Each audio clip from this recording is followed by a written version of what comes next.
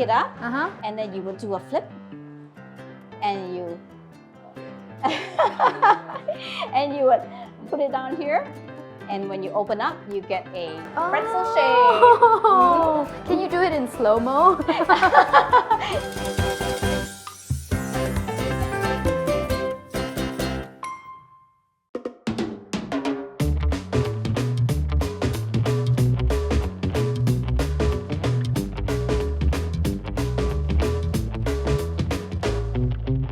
Hello, I'm Jane, and this is Dennis. I'm Dennis.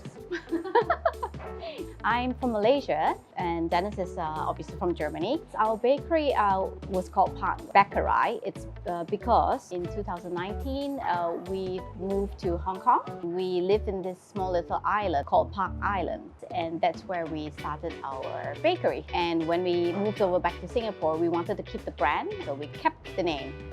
In Singapore, we started out doing just deliveries, and we managed to build up quite a good pool of customers. There's a huge demand for authentic German pretzels here, and we decided, hey, it's time to look for a shop. I started baking when we moved to Hong Kong. It was right at the beginning of COVID. As you know, in Hong Kong, the lockdown was quite severe. Some of the shops were not open. We were not allowed to leave our little island. And we really missed traveling back to Germany, having the food there. And I absolutely love pretzel. Even at the airport, the first thing I do when I get out of the airport is, let's go and get a pretzel. So out of desperation, we tried to make our own pretzels, and we tried a lot of different recipes. And after a lot of trial and error, we finally found one that tasted as close as possible to what you can find in Germany. And having a German here, he's my quality control officer as well.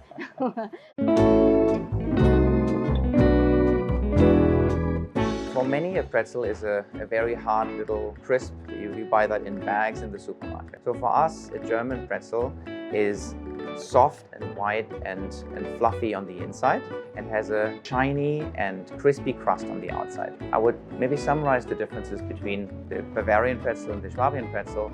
One is the shape. Swabian pretzel can only be handmade because of the thick belly and the very slender arms.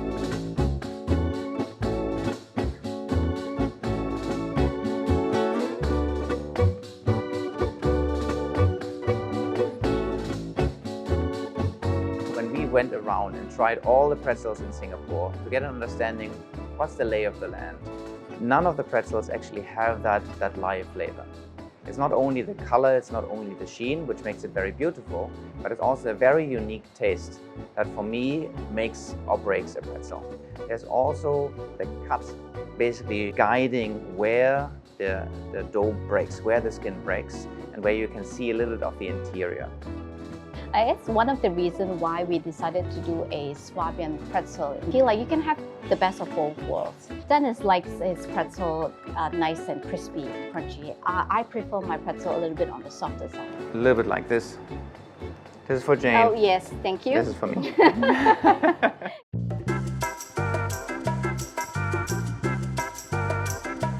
All right, so after resting the dough for 10 minutes, you can already feel that the gluten has relaxed a bit. You can pull it much longer. The difference between our pretzel is that we want to make sure the center part is plumb. So we try not to, I will not roll the middle part, but rather I will focus on putting my 2 palms on the edge, and then we roll out. Outwards. So yeah, we roll outwards, and then you roll outwards and back and outwards and back. So yeah, that's good, that's good. You have to give it a little bit more power to it. And you can see that it's slowly coming to the shape that we want. But you have to also feel and not overstretch the gluten. So it's really all about the feel using your hands. And you will know the threshold of the pretzel and how much stretching it can take. And does it help if you talk to the dough in German? We'll try it and see whether it comes out.